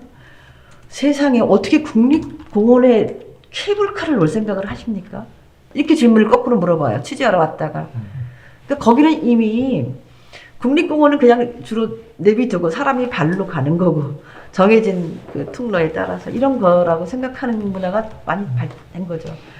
우리는 이제 조금 이제 케이블카 지금 곧 나아질 것 같은데 뭐 그러면 지리산, 뭐 한라산 다 놀 거예요. 몇 년 사이에 이렇게 또 그렇게 되겠죠. 그래서 저는 사실은 기후위기는 생명의 위라고 하는 굉장히 추상적인 표현을 하지만 우리가 살아갈 방도가 달라지는 것이죠. 삶의 조건이 달라지는 것이 그건 바로 문 앞에 와서 막 우리 막 문을 세게 막 두들기고 있어.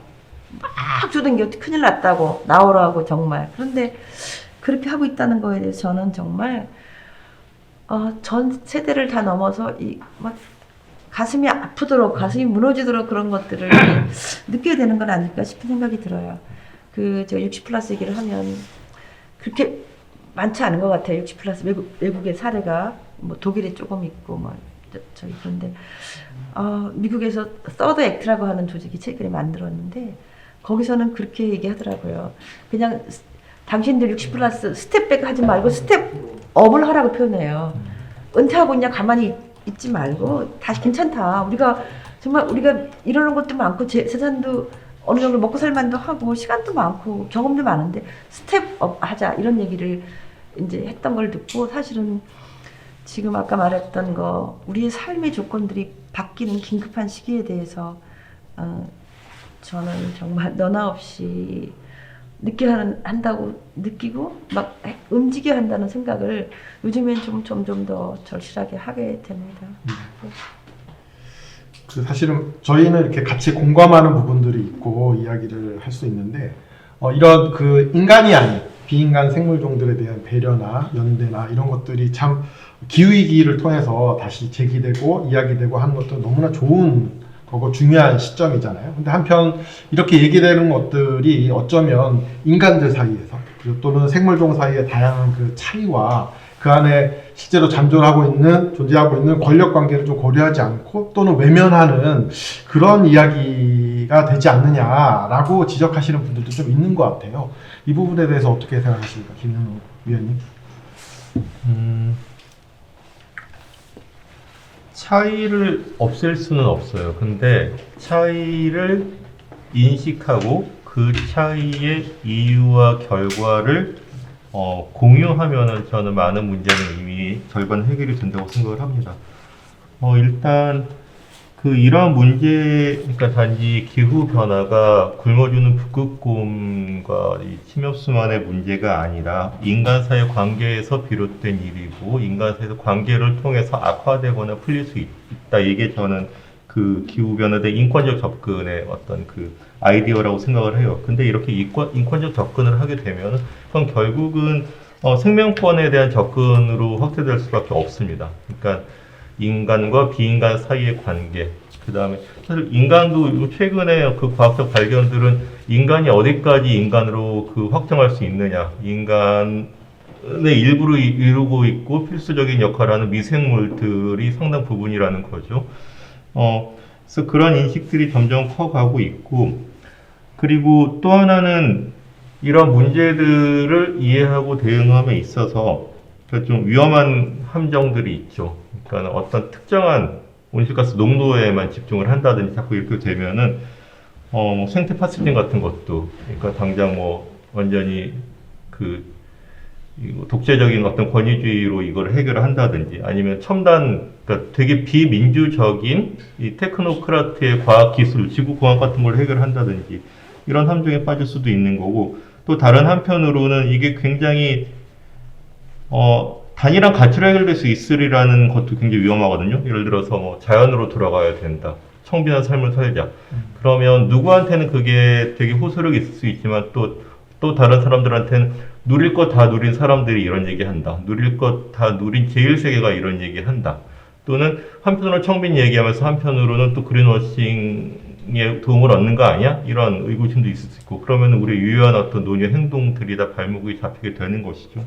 그래서 결국 저는 인간 사이의 관계와 인간과 비인간 사이의 관계를 더 넓게 인식하고 배려하고 연대하고, 그게 한편으로는 체제로서의 회복력의 문제고 정치로서는 민주주의의 문제고, 좀 그런 생각이 듭니다.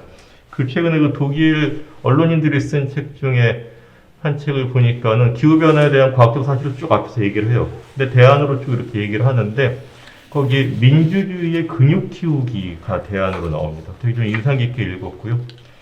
또 그 성장의 한계라는 그 로마 클럽의 보고서도 올해가 출간 50주년인데 또 다시 보면은 거기에 맨 뒤에 뭐 기술적인 문제들도 이분들이 전혀 모르는 바가 아닌데 몇 가지 대안이 이런 거예요. 네트워크를 키우기, 사랑하기. 이게 정말 진지한 대안으로 나온다 하더라고요. 50년 전에는 허황된 일방적인 보고서라고 비난을 받았지만 지금 읽어봐도 그게 가장 기본적인 어떤 대안의 어떤 기둥이 아닐까 좀 그런 생각을 하게 됩니다. 이런 질문들을 사실은 현장에서 제일 많이 들으셨을 것 같은 최진우 박사님, 아까 사람이 먼저다라고 주장하셨던 분들도 계셨다고 했는데 어떻게 생각하십니까? 이 뭐 질문에 대해서? 비인간 생물종에 대한 배려와 연대를 추상적이지 않고 좀 구체적으로 어떻게 접근하면 좋을까에 대해서 계속 고민을 하고 있는데요. 네. 어쨌거나 이것은 사람들이 많이 살고 있는 도시에서 이 문제를 좀 해결할 수 있는 해법을 실제적으로 만들어야 되거든요.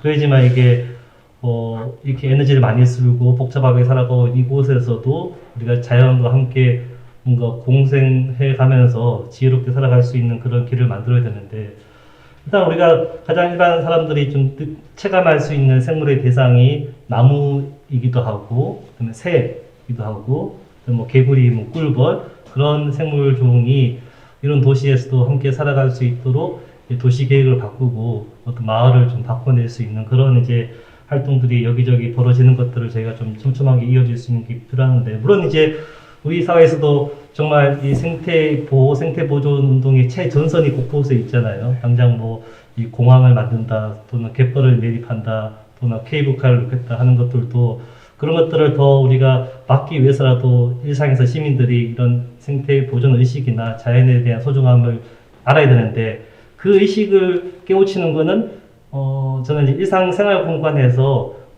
이 사람들이 생물한테, 자연한테 어느 정도 곁을 내어줄 수 있을 것인가에 대한 그런 마음을 키워내더라고 보고요. 그래서 항상 우리가 기본적으로 이제 생태가 파괴되고 있습니다, 생물이 죽어가고 있습니다, 멸종되고 있습니다는 그런 슬픔과 비탄에 빠진 그런 소식만 전할 게 아니고, 우리 주변에 이렇게 생물과 함께 살아갈 수 있는 마을과 그런 꿈을 키울 수 있으면 이런 미래가 좀 밝고 희망찬 미래가 있습니다라는 그런 서사를 좀 만들어야 될 것 같아요. 그래야지만 좀 미래를 우리가 만들 수 있잖아요. 그래서 또 한편으로는 그렇게 아웅다웅 같이 살면 뭔가 이 자연과 생물이 연대할 수 있는 그런 측면에서의 어떤 그 지역 개발이나 브랜드화도 만들 수 있을 것이고요. 그래서 이 도시에서 이 생태 감수성, 생태 문해력을 높일 수 있는 그런 생명 문화 운동이 좀 더 확산되어 가는 게 중요할 거라고 보입니다. 네. 마침 또 두 분 위원님들께서 이렇게 새로운 제안들, 가능성들 설명해 주셨는데요. 또 저희가 구성이 두 분의 위원님들과 두 분의 대표님들이시잖아요. 그래서 이 사실은 기후위기를 대응하는 운동이 대단히 어렵고 쉽지 않은 운동이고 시민들과 많은 소통을 해야 될 텐데, 또 이 운동 안에서 우리가 생명권을 같이 공유하고 이야기하는 것도 상당히 많은 시간과 또 애정과 전략들도 좀 필요할 것 같고요. 그런 고민들이 필요할 것 같습니다. 두 분 대표님들께서 적어도 내가 속한 조직에서는 이런 고민들을 좀 하고 있다거나 또는 이렇게 풀어갔으면 좋겠다거나 뭐 이런 제안들을 좀 함께 나눠주시면 어떨까요? 예, 오지혁 대표님. 이제 단체 안에서 사실 아까 이제 조금 초반부에 말씀드렸던 이제 돌봄 문화를 수립하는 거나 아니면 이제 공동체를 어떻게 만들어갈까 그런 고민들을 요즘 많이 하고 있는데, 저희가 이제 이번 주에 모여가지고 아마 그런 얘기를 좀 할 것 같아요. 그러니까 나는 왜 기후운동을 하는가부터 좀 시작을 하자. 나는 어떤 사람인가 좀 되돌아보기도 하고, 또 그러면 우리는 어떤 목표를 공동으로 이루기 위해서 이 자리에 함께 모였는가, 그런 것들을 고민하고, 사실 우리의 관계성, 우리가 만약에 기후운동을 하지 않았더라도 그렇다면 뭐 물론 만나지는 못했겠지만 않고 있더라도 우리는 계속 이제 이 관계를 유지할 수 있는 그런 이제 사이인가, 혹은 그런 것들이 있는가, 이런 고민들을 좀 같이 해나가고 있는 것 같아요. 그래서 아무래도 저희가 이제 우리가 만들고 싶은 세상은 우리 자신을 닮아 있어야 된다라는 얘기를 많이 하잖아요.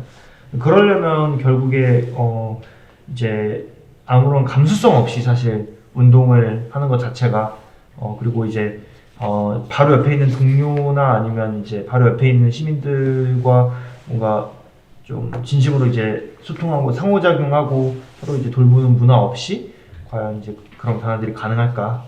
저희는 이제 가능하지 않다 쪽에 이제 무게를 두면서 그러면 그런 것들을 한번 만들어 가보자 이런 얘기를 많이 하고 있어요. 예전에 제가 작년 5월 말에 저기 피포지 행사 때 이제 좀 이제 과격한 액션을 하나 했던 게 하나 있는데 이제 대통령 수행 차량이 이제 지나가는 그 도로에 이제 뛰어들었는데 이제 저는 당시에는 몰랐지만 이제 경찰차가 오고 있었고 경찰차에 살짝 치여서 이제 이제 경찰한테 제압이 되고 뭐 구치소에 잠깐 갔다 오고 이제 그런 경험이 있었어요. 근데 저는 이제 그때 그 액션 이후에 사실 이제 굉장히 좀 많이 좀 바뀌었던 것 같아요. 그러니까 생각하는 것도 바뀌고 또 이제 단체 내에서도 이제 여러 가지 변화가 있었는데 그때 이제 들었던 얘기들 중에 가장 기억에 남는 게 우리가 살리는 운동을 하자라는 얘기였던 것 같아요. 그러니까 네 목숨 걸고 뛰어들었으면 그러니까 뛰어들고 나서 그럼 어떻게 할 거냐. 사실 어떤 일이 일어나진 않았지만 어떤 일이 일어났으면 어떻게 됐을 것이며 그런 방식으로는 하고 싶지 않다 운동을 그런 얘기를 좀 많이 들었었거든요. 그러니까 사실 또 기후운동 자체에서 뭐 해외에 있는 이제 멸종반란 같은 경우를 보더라도 이제 분노와 사랑 이 두 가지를 좀 이 굉장히 미묘한 그 밸런스를 이루는 그 두 가지를 같이 얘기하잖아요. 전 그런 것들이 우리 운동에 필요하다는 생각이 좀 많이 들었어요. 단지 이게 네, 뭐 우리의 목적성도 당연히 중요하고 이제 개인마다 다 이제 운동을 하는 동기나 그런 것들이 있겠지만 결국에는 우리가 만들고 싶은 세상은 그냥 뭐 단순히 뭐 독재가 사라진 세상, 뭐 이런저런 억압이 사라진 세상을 넘어서 뭔가 더 이제 조화롭고 서로 이제 의지할 수 있는 그런 세상이 됐으면 좋겠다. 그러면서 결국에 아까 말했던 그 살리는 운동을 하는 방법에 대한 고민들을 앞으로도 계속 해나갈 것 같아요. 이정수 대표님. 예. 지금 말씀 들으니까 기후 행동하는 사람들 자체들도 생명에 대한 감각이나 그죠? 그다음에 우리들이 일하는 방식에 대한 것 같이 성장하고 보살피고 하는 그런 어쨌든 일의 문화도 같이 변하는 것이 사실은 기후기를 또 생명의 눈으로 보게 되는 또 연결된 거 아닌가 그런 생각을 했는데요. 저는 지금 60+ 세대가 너무 중요하다. 그러니까 이 세대가 다른 목소리를 내는 게 너무 필요하지 않을까 그런 생각을 이렇게 점점 더 하게 되거든요. 그러니까 성장에 취한 세대이고 그리고 정말 가난해서 정말 세계 8등 9등에 우리가 만들었잖아. 풍요롭게 만들었잖아. 판자촌 세대였잖아. 막 이런 얘기들을 이렇게 막 스스럼 없이 하고 있는 바로 그 세대. 그 산업화 여건이었던 세대들이 그 방법 말고 다른 식의 삶을 우리가 상상해보고 만들자. 그리고 우리가 그 그늘을 그리고 그 황폐해진 그 그늘, 풍요의 그늘, 산업화의 그늘을 다른 세대와 함께 다른 문화로, 다른 사회적 가치관으로 우리가 노력을 할 거야. 맨 앞에 서볼 거야. 때로는 맨 앞에 쓰고 때로는 뒷배가 돼줄게. 이런 식의 어쨌든 아까 그 전환적인 세대의 책임감 이런 것들이 좀 더 많아지면 좋겠다 생각을 좀 하는데요. 저희가 그걸 조금의 희망을, 그러니까 조금이기도 하고 의외의 희망을 봤던 게 작년에 준비 이 팀을 만들어서 한 3-4개월 정도 올 초에 창립할 때까지 기간 동안에 저희가 너무 과분한 관심을 받은 거예요. 무슨 관심이 이렇게 많은 거예요. 나중에는 언론이 너무너무 많이 왔어요. 심지어는 미국의 UPI 기자가 긴급하게 연락이 와서 막 또 가서 인터뷰를 하게 되고 막 그러면서 너무너무 재밌어. 흥미로운 조직이라고 하는 거죠. 아마 아시아에서도 처음일 거다. 미국에도 갈 얘기 못 들었다. 막 이러면서 막 이제 왜 그랬는지 우리 세대가 60, 70대 같이 2-3명 했는데. 근데 사실 우리 세대란 그때 하루에 100명 이상씩 서명을 막 오는 거예요. 그래서 이제 그리고 지금은 막 대전에서 연락 오고 지방에서도 연락이 오거든요. 그 귀천한 분들이 우리 뭐죠 해보고 싶어하고. 난 그래서 저는 아무튼 우리 세대가 이룩한 것의 그 그늘과 또 우리가 돌아봐야 될 것들을 이렇게 정말 깊이 있게 생각을 해나가는 게 너무 중요하고, 다른 목소리를 낼 줄 아는 60+의 다른 목소리를 내고, 우리 다른 길로 다른 길로 가야 돼. 더 이상 우리가 수십 년 했던 방식 말고 이제 그런 것들을 먼저 얘기를 하고, 그렇게 얘기하는 다른 세대의 기후 행동하고 종교와 이념과 세대를 떠나서 이제는 자꾸 이인상각 해서 가는 게 필요하다. 우리 세대는 앞장도 쓸 것이며 때로는 뒷배도 볼 것이다. 뒤에서. 그리고 그래서 저희가 지금 월간 60+ 기후행동 이런 걸 계획을 해가지고요. 좀 이따가는 저희가 바로 할 건데, 그 삼척에 가서 화재 때문에 사라진 거는 인간뿐 아니라 너무나 우리가 지금 알아낼 수 없는 수많은 사라진 화재로 사라진 생명들이 있잖아요. 가서 저희가 뭐라고 하죠? 추모제를 지낸다고 할까요? 예, 추모제를 지내고 삼척에 그 석탄화력발전소 거기도 가려고 1박 2일 하고 이제 계획을 세웠는데, 그런 식으로 매 월마다 사라지는 것들의 현장에 가는 거, 또 이제 사라지게 만드는 자연을 파괴하고 개발하는 그 현장에 가서 그냥 우리가 증인이 되는 거죠. 증인이 되고 현장 사람, 현지의 주민들하고 만나고. 그래서 우리도 사실 처음 해보는 일이에요. 해보는 거지만 우리 세대가 하는 것은 너무 중요하다. 그거 하나만 가지고 지금 이제 한 3개월 막 되는데, 앞으로 더 많은 노년하고 인생전환, 녹색전환의 길을 한번 만드는 거, 이런 게 아마 저희 세대의 굉장히 중요한 몫인 것 같습니다.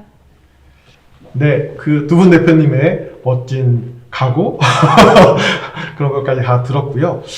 지금 이곳에는 사전에 미리 좀 신청하시고 이 세션에 함께 참여하고 계시는 기후시민분들 몇 분 계십니다. 오늘 이 전체적인 세션 이야기들 토론 같이 참여하시면서 질문 있으신지 한번 여쭤볼게요.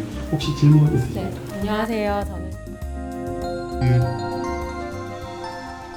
그 IPCC 보고서 관련해서는 속도와 방향을 양자택일로 구도가 만들어지는 거를 우리가 거부를 해야 되는 것이고, 방향을 잘 잡았을 때 사실은 속도도 나는 것이고, 속도를 낸다고 했지만 엉뚱한 방향으로 페달을 돌고 있었을 수 있기 때문에, 그리고 기후위기 대응이라는 것은 정부 정책 제도만 되는 게 아니라 정말 사회 모든 주체들이 다중적으로 다각도로 시행착오를 거치면서 진행이 되어야 되는 것이고, 1.5도는 멸종이고 1.6도는 멸종이고 1.5도는 안전, 그런 게 아닙니다. 기후 문해력은 기후 변화를 이해하고 전달하는, 또 나름대로 그렇게 하는 어떤 역량일 거예요. 근데 저는 그 책 하나를 소개시켜 드리고 싶은데, All We Can Save라는 책이에요. 우리가 구할 수 있는 모든 것. 실은 저도 역자 중에 한 명으로 참여해서 다음 달, 다다음 달쯤에 출간이 될 텐데, 이 책 광고 같은 거 꼭 편집해 주세요. 근데 All We Can Save는 그 편집자들도 여성이고 여성 필자 20명 이상의 시와 에세이를 모은 거예요. 그러니까 근데 뭐냐면은 이 책 제목은 우리가 구할 수 있는 모든 것인데, 우리가 모든 것을 구하지 않을 수도 있다라는 뜻이기도 합니다. 그러나 그럼에도 불구하고 우리는 무언가 할 수 있고 해야 될 것이 있다라는 거죠. 그 필자 중에는 패션 모델도 있고 기상 전문가도 있고 건축학과도 있고 사회복지사도 있고 그 미국 원주민 운동가도 있고 청년 기후활동가도 있고, 이 모든 사람이 자신의 스토리로 기후변화를 이해하고 무엇을 할 수 있고 해야겠다는 얘기를 하고 있거든요. 그래서 저는 오지혁 대표님도 말씀하셨지만 그런 각자의 어떤 기후위기와 그것을 극복해서 또는 그것과 더불어서 우리가 살고 싶은 세상을 이야기하는 내러티브를 갖는 게 기후 문해력일 것 같아요. 그래서 We Can Save 그 책을 설명하는 이 하나의 어떤 그 교집합 그림이 있는데, 하나는 기후 위기를 대응할 수 있는 제대로 된 해법, 이 그린워시나 이게 지구공학이 아니라 정말 제대로 된 온실가스 감축하고 생태계를 회복할 수 있는 해법이라는 이 원이 하나 있고, 또 하나는 당신이 잘할 수 있는, 능통하거나 여튼 기여할 수 있는 그러한 원이 있고, 또 하나는 당신이 즐거움을 느낄 수 있는 원이 있어요. 그 세 개의 교집합이 기후 위기 앞에서 당신이 또는 당신 동료와 할 수 있고 해야 될 것이라는 얘기를 하고 있거든요. 그런 쪽으로 사람들한테 질문을 던지고 그런 교집합을 엮고 이렇게 해서 넓혀 나간다면 하나의 어떤 해답이 될 수 있지 않을까 이런 생각을 하고 있습니다. 김정수 대표님. 지금 김현 선생님이 지적한 것처럼 방향하고 속도는 선택사항은 아닌 거라고 생각이 듭니다. 이미 저는 우리가 모두 어디로 방향을 잡아야 될지는 거의 알고 있다고 생각을 하거든요. 근데 어떤 여러 가지 이유로 인해서 지체되기도 하고 저항을 받기도 하고 있습니다. 그래서 무한정 성장 그리고 지구를 한계 없는 대상으로 보고 마구 이제 파헤치고 추출하고 뭐 이랬던 그런 아주 긴 100년, 200년 그 긴 시간에 그 발전 패러다임을 바꿔야 한다는 거는 우리가 누가 다른 질문을 할 수가 없을 것 같을 정도로 반영해서 오히려 그 방향으로 속도를 더 내라는 아까 그 IPCC 의장님께서 말씀하신 것은 더 이상 방향에 대해 설왕설래하지 말자. 큰 방향은 잡혔으니 거기서 이제 조금 더 빠르게 우리가 좀 대응을 해야 한다. 그렇게 생각을 저는 하고 있습니다. 그리고 정말 그래도 사실은 왜 안 바뀌는 거야 그렇게 하더라도 현장 이렇게 일을 하다 보면 저희 단체 회원들만도 그래도 회원 프로그램을 하면 아까 새충돌에 관련돼서 우리가 스티커 붙이면서 새들이 거기 부딪히지 못하게 하고 이런 걸 하면은 특히 젊은 층들이 많이 와요. 주말에 프로그램들도 많이 와서 서울도 아닌데 지방까지 같이 가서 하루를 그 스티커를 붙이는 데 쓰기도 하고 또 울진에 사냥 보러 가는 거, 울진에 금강석 만나러 가는 거 이런 것들도 굉장히 점점 회원들이 늘고 이런 걸 보면은 사람들에게 이렇게 조금씩 많은 정보가 접해지고 또 자신들이 직접 가서 그 현장을 가서 보고자 하는 욕구도 많아지고 그러면 사실 오감으로 문해력을 높여가는 그런 시민들이 많아졌다 그런 생각합니다. 그걸 다른 말로 하면 그것이 동물권이든 아니면 다른 생명의 권리든 간에 생명은 같이 공존해야 된다. 지구가 아플 때 인간이 건강할 수 없다는 그런 생각들이 이렇게 젖어가고 있는 건 아닌가 그런 생각을 해서 한편으로는 갈 길 멀다 참 답답하다 이러면서도 또 그렇게 그 기후 시민들의 그런 변화들을 보면 달라지고 있구나 이게 쌓여서 또 크게 변화가 오겠구나 그런 희망도 갖습니다. 주진우. 네.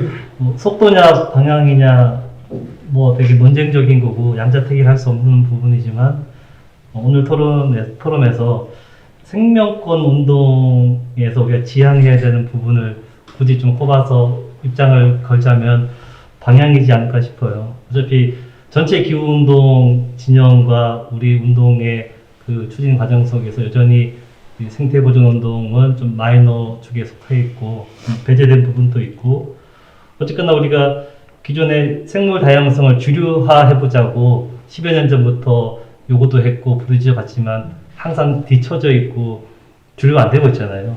그러니까 저 앞으로 도시 계획을 하거나 또는 나라 살림을 챙겨가거나 또는 많은 어떤 국가 경제를 계획하고 할 때 이 생물 다양성 보호와 보전, 복원을 어떻게 할 것인가가 핵심적인 영역으로 받아들여지는 그런 방향 전환을 해야 되는 거죠. 그런 방향 전환 입장에서 이 생명권 운동은 계속적으로 이 국가의 환경 정책이나 자기 살고 있는 도시나 마을의 어떤 그 삶의 터전을 새롭게 바꾸고자 하는 그런 패러다임에서 계속 방향타를 이렇게 바꿀 수 있는 그런 도전을 해야 될 거라 보고요.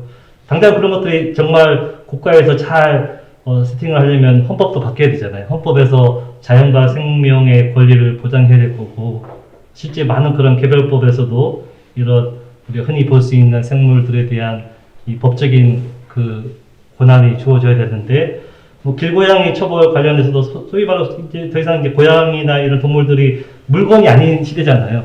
그 법상으로는 물건이 아니고 생명으로 간주되고 있는 법은 되는데 여전히 나무들은 이제 그 소위 말하는 시설물이나 또는 사유재산으로 처리되고 있기 때문에 그런 법적인 권한도 바꿔야 되고 실제 그 법이 그 사회에서 강하게 작동되려면 많은 시민들이 활발하게 캠페인을 하고 선례를 만들고 조금 더 자연과 더 가깝게 공생해 나갈 수 있는 그런 일들을 많이 벌여야 될 것 같습니다. 혹시 오실 대표님? 사실 앞에서 그 중요한 말씀들을 거의 다 지금 해주셔가지고 저는 이제 그냥 한 가지만 조금 이제 덧붙이거나 약간 이제 그 뭐랄까 조금 약간 달리 생각한다는 면이 한 가지 있었던 게 있는데 우리가 이제 그 동물권 얘기를 할 때 사실 이제 우리에게 보이는 현상들을 얘기를 많이 하잖아요. 그러니까 길고양이가 학대를 당한다.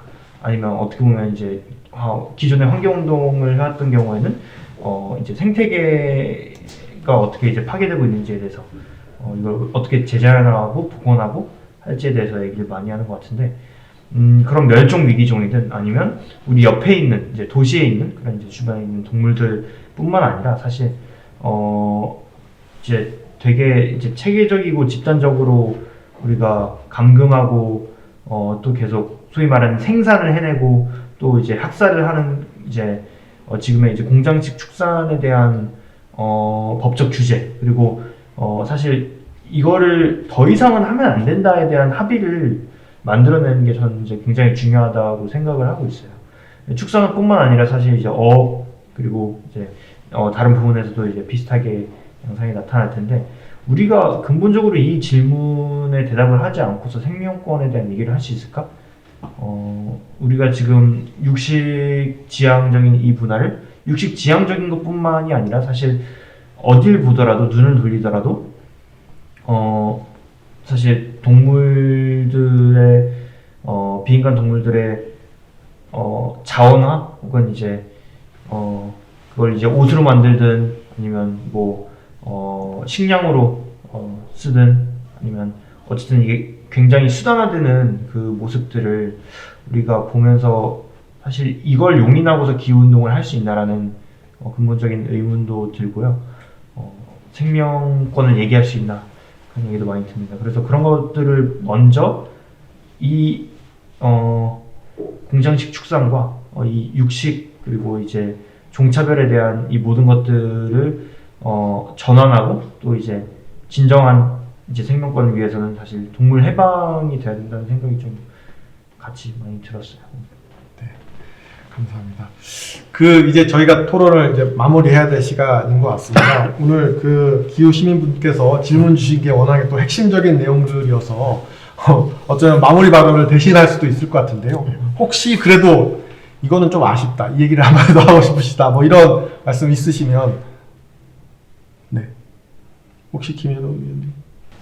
오늘 어려운 주제인데, 그러나 왜 이게 어려운 주제가 됐는지를 생각해보면 좋겠는데, 이 기후위기 생명권 모두가 불확실성과 불안전성에 기반하고 있기 때문인 것 같아요. 그래서 이것을 더 진지하게 깊게 얘기하고 사람들을 참여시키기 위해서도 불확실성과 불안전함에 대한 어떤 느낌, 감각, 그런 것들을 조금 더 공유하는 게 여러 가지 구체적인 이야기를 엮어나감에 있어서도 굉장히 중요한 게 아닐까라는 생각이 들고 오늘 좀 그런 좋은 자리였다고 생각을 합니다.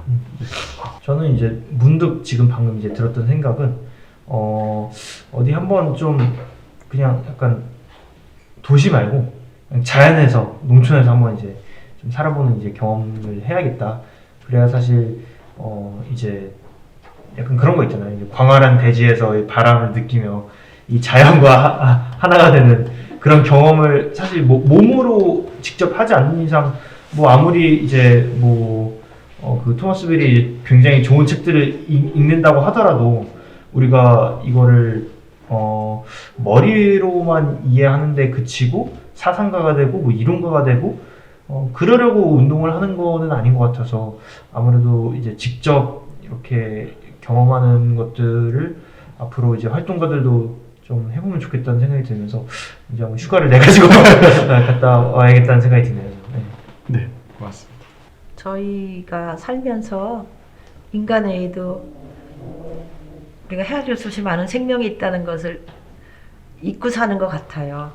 근데 인간의 삶 하나하나 또 우리의 산업 방식 또 살아가는 모든 방식이 어떤 생명의 희생과 파괴를 딛고 여기까지 왔다는 생각. 그래서 인간 외에도 인간이 아닌 다른 존재 생명들에 대한 같이 공생해야 된다는 어떤 가치관, 감각과 의식 이런 것들을 의식적으로 자꾸만 느껴보고 또 우리가 앞으로 가는 그 사회가 가는 방향도 그들을 의식하며 함께 존재해 간다는 것, 제 중요성, 그래야 같이 살아갈 수 있다는 거 이런 것들을 좀 느끼는 그런 계기들이 많아졌으면 좋겠고 그것이 우리가 또 가야 될 중요한 길이다라는 생각을 하게 되고요. 오늘 이 자리가 더욱더 그런 느낌을 갖게 만드네요. 예, 고맙습니다. 기후위기 시대 이제 생명권 운동의 그 현장성 또는 우리의 당면한 목표를 제 나름의 어떤 구호로 삼았던 게요. 이 생물 다양성이 풍부한 탄소 저장고의 착취를 중단해야 되는 거거든요.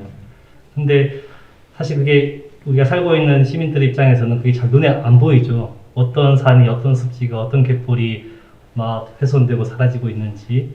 그래서 그런 마음을 조직하기 위해서는 예를 들면 지리산에 반달가 순금이 있고 설악산에 산양이 있고 제주의 산호초가 어떤 어려움과 공공에 처해 있고 어떤 우리가 도와줘야 되는지 또는 보호할 수 있는 의식을 저변화해야 될 것인지에 대해서 그 마음을 키우려면 일상에서 벌어지는 생태 학대나 학살에 대한 현장에서 많은 시민들의 마음을 조직화하는 게 좀 필요하지 않을까 저는 이제 그렇게 생각을 해서 아마 가장 가까이에 있는 가로수 우리 아파트에 있는 나무들이 무참히 베어지고 잘려지는 그런 마음을 조금 더 모아서 예를 들면 최근에 가로수 시민연대 한번 만들어서 도시의 나무도 제대로 한번 보호하고 같이 살아갈 수 있는 그런 좋은 사례나 법도 바꿔보자라고 했던 게 결국엔 기결점이 그런 마음을 잘 조직하면 결국에는 우리 저 원초적으로 원생적인 자연을 보호할 수 있는 그런 의식도 마련할 거고 사실 도시에 나무가 잘 살게 되면 사람들이 많이 생활이 바뀔 수밖에 없거든요.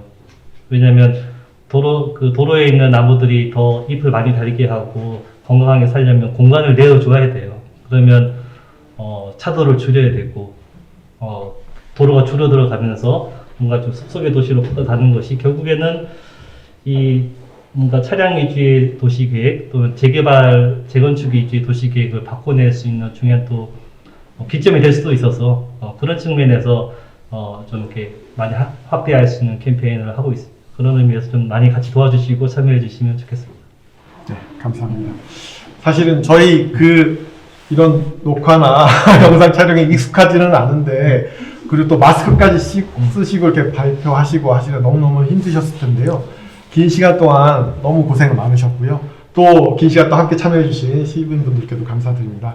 그리고 또 영상으로 함께 참여해주신 시청자분들께도 감사드리고요. 오늘의 이 시간이 기후위기를 대응하는 기후운동 현장에서 생명문화를 조금 더 확산하고 또 우리 사회가 조금 더 생명권을 존중하고 생명권에 대한 가치를 인정하는 그런 시간의 시발점이 됐으면 좋겠다라는 마음입니다. 아무튼 긴 시간 너무너무 고생 많으셨고요. 이것으로 이다 생명문화 포럼 2022 우리 사회의 생명문화를 묻다 제4세션 기후위기 시대의 생명권 운동 현장 토론을 마치도록 하겠습니다. 현장에서 뵙도록 하겠습니다. 고맙습니다.